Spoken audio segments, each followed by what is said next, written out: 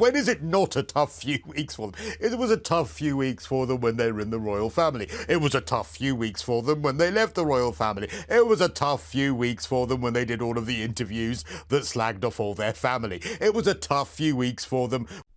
The drama just doesn't stop. Meghan Markle is no Princess of Wales? And wait, someone just said a stuffed animal could do Prince Harry's job? Yep, you heard that right. Grab your popcorn because we're diving deep into the latest royal controversy. Let's get into it. All right, let's break this down. When they snubbed the Queen and snubbed Prince Philip, it was a tough few weeks for them when people criticised the Netflix documentary. We get the idea. Hello and welcome to another edition of Pump Up the Jam, where we dissect and analyse the Dog Biscuit Duchess and the deluded Duke. I am pumped here in London. I'm Cristo. Hello. Hello, LA. Who are you there in Los Angeles? Are you pumped in London? I guess I jam in Los Angeles. I'm Kinsey Schofield, and today we're going to talk to you about the nightmare that was the ESPYs Awards and how it kind of all became a clown show. Venus Williams' alleged snub, and we're going to talk to you about the Sussex's surnames. Meghan's Meghan net six figures from Suits reruns. We're in the wrong business. All that and more coming up. Cristo, a lot of feedback from that Pat Tillman Award. Yeah, absolutely. So apparently, so we hear, according to sources, i.e. people who are sympathetic to Dog Biscuit Duchess and deluded Duke, apparently they are quite hurt by the backlash over his receipt of the Pat Tillman Award at the ESPYs. Now, of course, this Pat Tillman Award, and you'll know more than this about this, Kinsey, is a very, very prestigious award for someone who is a veteran, who has basically carried out some amazing service, and it's in the name of this amazing hero, Pat Tillman, who gave his life, gave up a career in American football to go and fight for his country, and sadly died. So this award is in his honour. They received it last week, and huge backlash. Harry got it, of course. Meghan was there because, of course, you know, like a fly to the proverbial, she wasn't going to miss out on that. And, of course, huge backlash against Prince Harry, which apparently they're surprised by. I mean, are you surprised by the backlash, Kinsey? Reports are flying that Meghan Markle was never meant to have the same level of respect or status as Princess Diana or Kate Middleton. A royal expert straight up dismissed the idea of her ever being the Princess of Wales. Ouch! But why? What's the real reason behind this royal rejection? The argument? Meghan supposedly doesn't have the same duty-driven attitude as Kate, but is this fair, or just another excuse to drag her name through the mud? Drop your thoughts in the comments. I'm not, but according to OK Magazine, this has been a tough few months for Meghan and Harry, and the pressure they are under is a lot to handle. They feel they are constantly under attack.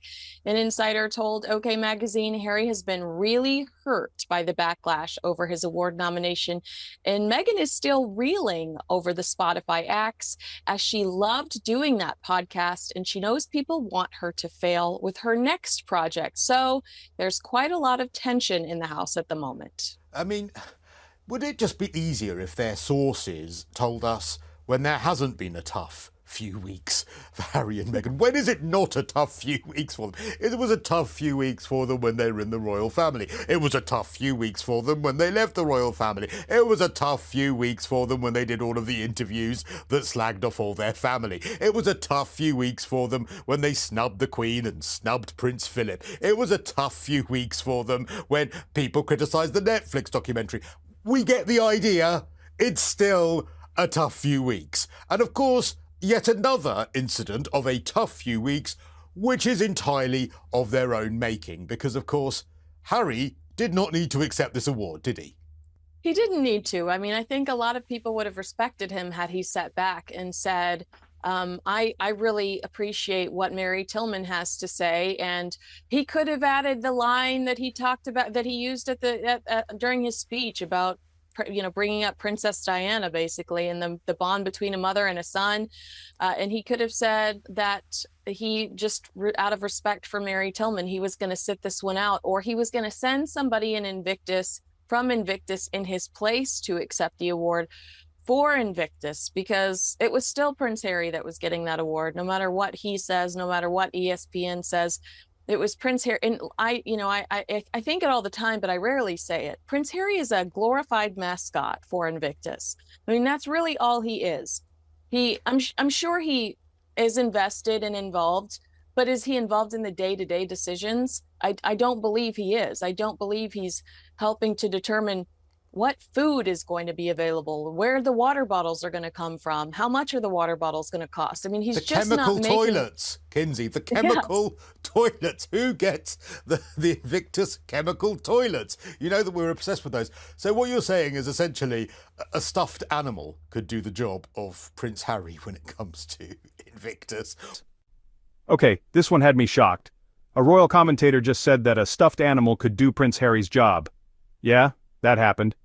But what do they even mean? Basically, they're claiming that since Harry stepped back from royal duties, his role is now, well, non-existent. But is this just another cheap shot, or is there some truth to it? Are people being too harsh, or did Harry set himself up for this? Or is that an insult? And it would be cheaper. And it would be cheaper because, everybody, what the conversation becomes during Invictus every year is what Meghan wore. Have you noticed that? Yeah. All of the headlines are Meghan wears sleek white dress. Meghan wears sleek beige pantsuit. It's all about Meghan. What about the veterans? That very bizarre video of Meghan marching in front of the veterans in her shorts and blazer. Like, what about when are you going? I'm done. My little irate break is done. But do you know what I'm saying? It's like, it's almost as if they distract from the ultimate cause at this point. Well, it's all about them. It's always all about them. And hey, if you did have a stuffed toy, there'd be less complaining. I mean, to be honest, you could shove anyone there and there'd be less complaining. Go on, what were you going to ask? I was going to say, it just kind of gives you an idea of the circus that this becomes, though, because above the Dolby Theater on Thursday night, someone paid to fly a plane over the theater around the time Prince Harry was arriving, around the time of the award show, that said, Harry, investigate your mom's death. Investigate mommy's death, okay? That's at least $1,000 that somebody spent to troll Prince Harry, to distract from the award show. I mean, do they understand? And I think it was trolling. I don't think somebody is sincerely, saying that we need to investigate Princess Diana's death. It's been investigated for years. And I truly feel like it was somebody just trying to troll somebody. I mean, maybe it was vicious. I don't know. I don't know.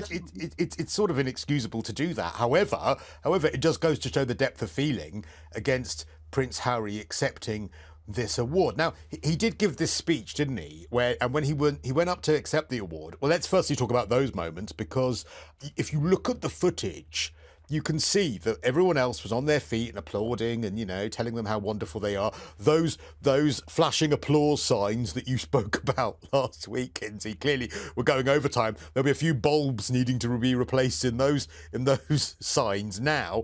But Venus and Serena Williams, hands by their sides, stony-faced, they were not joining in, were they? Let me know what you think. The internet? Oh, it did not hold back. We've got fans defending Meghan, saying she was never given a fair shot. But then we have critics arguing she wanted all the perks of royalty without the responsibility. And then there's the Harry debate. Some say he's a man who stood up for his family. Others say, well, you saw the stuffed animal comment. Who's got it right? Is this just royal drama on steroids? Or is there a deeper truth behind these comments? Beyond the gossip, what does all of this really mean for the royal family? Harry and Meghan have rebranded themselves in the U.S. Well, Venus does step up. The last shot of Meghan, Venus is standing next to her clapping almost, but it's almost as if they're like, oh, wait, everybody's standing up. We got to do this too, or it'll look bad. Has Meghan got Venus's arm behind her back in some sort of lock? Get up. But they didn't look like they were joining in initially at all, did they? No, it was not a great look for them. And of course it led to several headlines.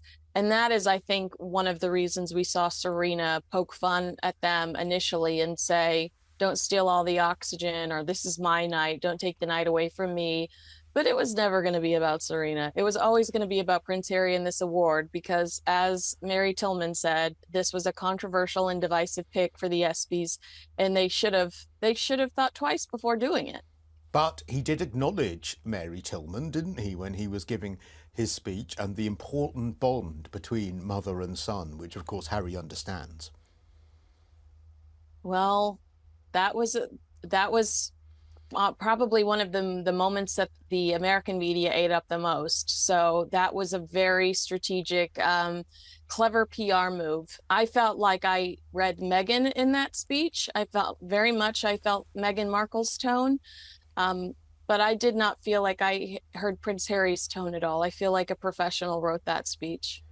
Well, yes, and he's sort of playing the card, isn't he, that no one can criticise. Yep. He is. Well, just he's saying to Mary Tillman, you're not the only one that suffered a loss. I mean, it was almost kind of a slap in the face to Mary Tillman, and anybody that sides with Prince Harry were cheering, because that's what they felt like that was.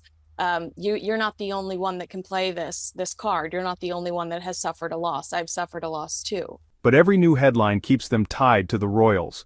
Are they really moving on, or is this drama just part of their brand now? Some analysts think this is all a distraction from bigger issues inside the monarchy. Others believe Harry and Meghan are still trying to control the narrative. What do you think? Let's talk in the comments.